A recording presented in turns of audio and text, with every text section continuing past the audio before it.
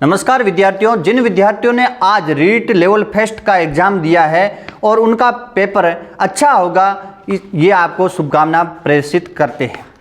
आज अपन लोग REET level first के गणित के पेपर के ऊपर अपन लोग चर्चा करते हैं और गणित के आज के पेपर के अंदर गणित के टोटल 5 प्रश्न आपके बीच में पूछे गए थे और उनमें आज अपन लोग सवाल नंबर 72 के ऊपर अपन लोग क्या करते हैं, चर्चा करते हैं।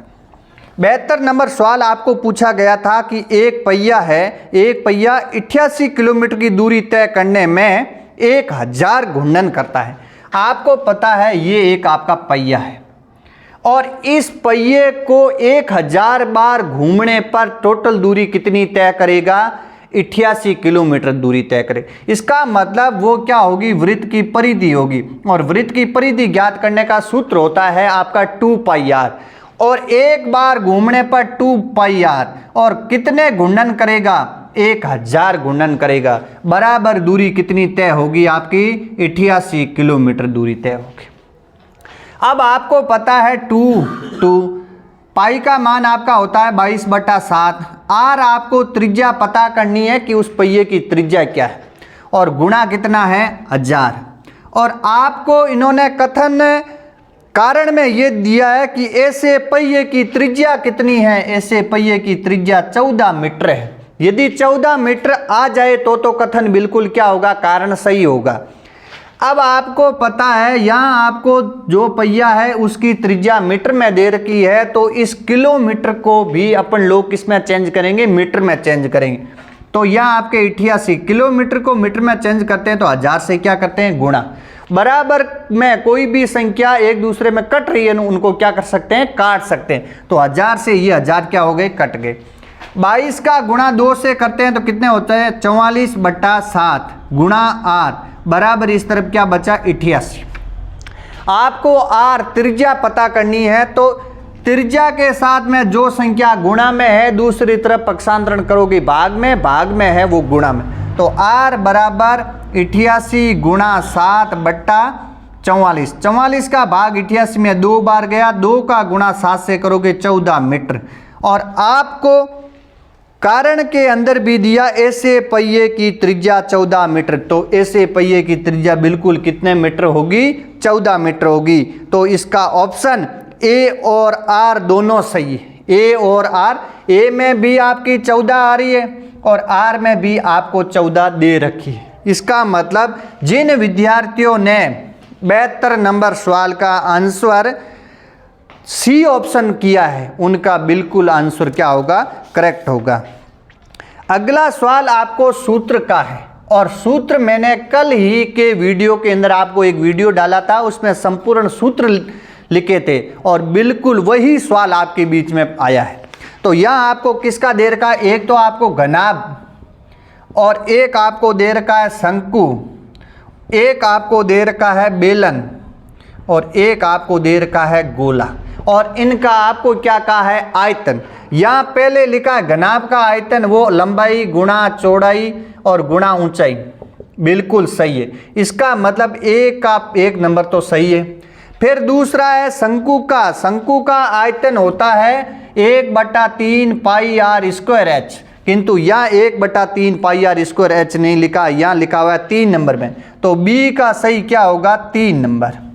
फिर सी बेलन का आयतन होता है πr² और πr² सूत्र किस में लिखा हुआ है? 2 नंबर में लिखा हुआ है। तो सी का क्या होगा? 2 नंबर होगा।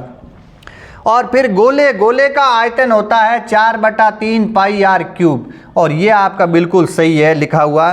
तो डी का क्या होगा? 4 नंबर। और ये आपका ऑप्शन जिन विद्यार्थियों ने 81 का ए ऑप्शन किया है उन विद्यार्थियों का ए ऑप्शन बिल्कुल क्या होगा? करेक्ट होगा। अगला अपन लोग सवाल करते हैं 77 नंबर। 2 सवाल अपन लोगों ने कर लिए हैं और अगला तीसरा सवाल है। तीसरा सवाल है 77 नंबर।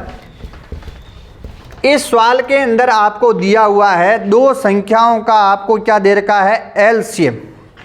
2 संख्याओं का क्या दे रखा है? ये सवाल है आपके 77 नंबर। एलसीएम आपको दे रखा है 495 और एचसीएफ कितना दे रखा है आपको? एचसीएफ दे रखा है 5 और आपको दे रखा है संख्याओं का योग, संख्याओं का योग, और संख्याओं का योग कितना दे रखा है आपको 100 दे रखा है। और आपको पूछा है कि उन संख्याओं का अंतर क्या होगा। आपको पता है एचसीएफ होता है वो एलसीएम का क्या होता है, गुणज होता है। तो पहली संख्या अपन लोग पता है ये दो संख्या है, पहली संख्या हो जाएगी गुणज है, इसका मतलब 5x, दूसरी क्या हो जाएगी 5y, दूसरी संख्या क्या है 5y। अब आपको देखना है इन दोनों संख्याओं का योग आपको दे रखा कितना है, योग 100 है। तो ये आपके 5x प्लस 5y बराबर कितना दे रखा 100। 5 5 दोनों में है, इसका मतलब 5 को क्या ले सकते हैं, कॉमन ले सकते हैं। x प्लस वाई बराबर कितना है आपका 100। x प्लस वाई के साथ में 5 गुणा में है, दूसरी तरफ पक्षांतरण करोगे किस में आ जाएगा, भाग में आ जाएगा। तो 100 के अंदर 5 का भाग कितनी मार गया, 20 बार। इसका मतलब x y का योग कितना आना चाहिए, 20।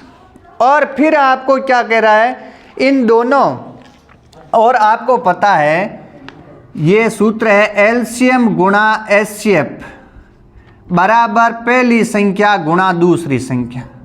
ये आपको सूत्र याद है। एलसीएम आपको दे रखा है 495 गुणा एचसीएफ 5 बराबर आपको पहली संख्या है 5x, दूसरी संख्या है 5y। 5 से 5 कट गए, फिर 5 का इसके अंदर भाग लगाओगे, 9 पंजे 45, फिर शेष बचे आपके कितने 9, शेष बचे आपके 5, तो ये आपके कितने हो जाएंगे, फिर 4 बचे 9 पंजे। इसका मतलब हो गया x y का गुणनफल कितना है 99 है, और x प्लस y का योग कितना है 20। ऐसी दो संख्याएं लेनी है, उन दोनों संख्याओं को जोड़ने पर आपके 20 आए और उन दोनों संख्याओं का गुणा करने पर कितने आने चाहिए, 99 आने चाहिए।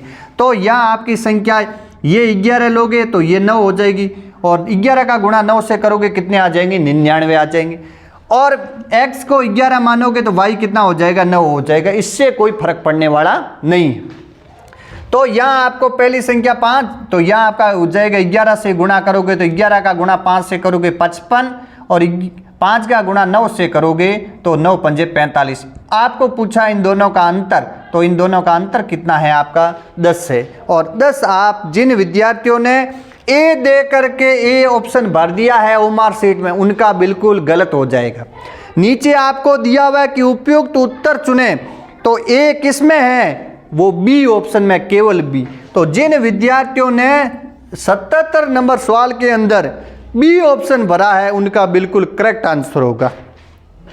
अगला है आपका 78 नंबर सवाल। 78 नंबर सवाल के अंदर आपको दे रखा है मूलधन। जो रुपए होते हैं वो मूलधन होता है। मूलधन कितना है आपका 18,000 रुपये, और आपको समय दे रखा, समय कितना है आपका 2 वर्ष है।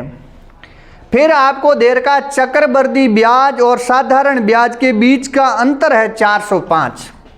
चक्रवृद्धि ब्याज और साधारण ब्याज के मध्य का अंतर कितना है, 405 है।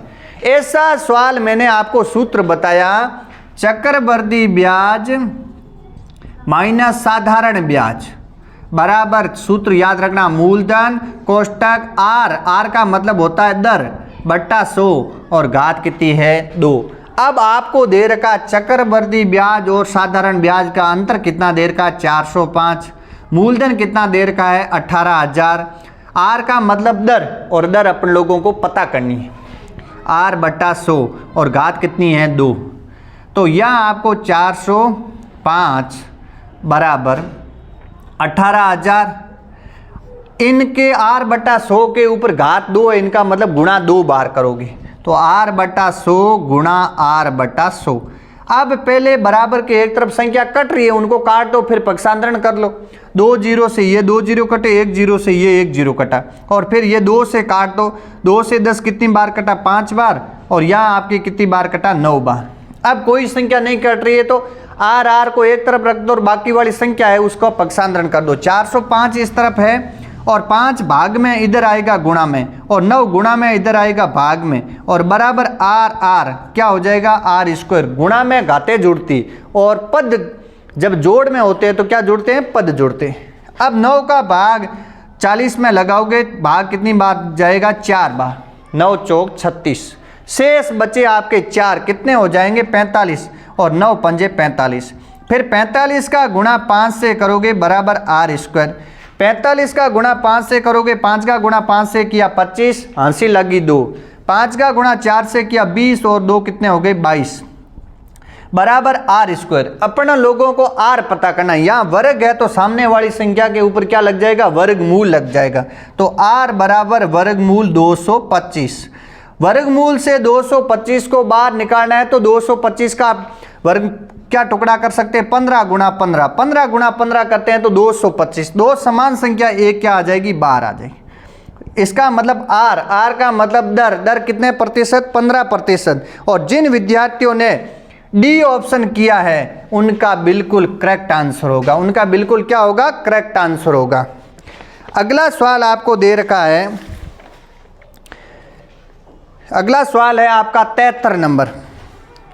अगला सवाल कौन सा है, 73 नंबर। और 73 नंबर सवाल के अंदर आपको कथन ये दे रखा है, अंक गणित की मूलभूत प्रमेय के अनुसार प्रत्येक धनात्मक पूर्णांक को अभाज्य संख्याओं के गुणनफल के रूप में अभिव्यक्त किया जा सकता है।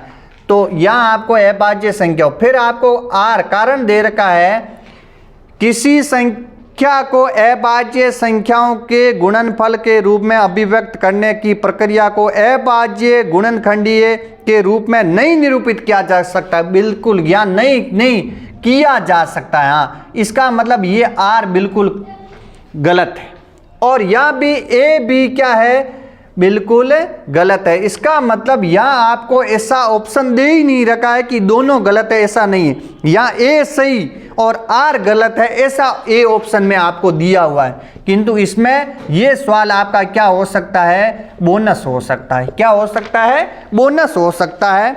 तो अपन लोग रीट के फर्स्ट लेवल के अंदर टोटल कितने सवाल आए थे, 5 सवाल आए थे। और 5 सवाल आए थे, उनके अंदर आपका एक आपका सवाल आया था 81 नंबर। 81 नंबर सवाल के अंदर ए ऑप्शन सही था। और फिर आपका सवाल था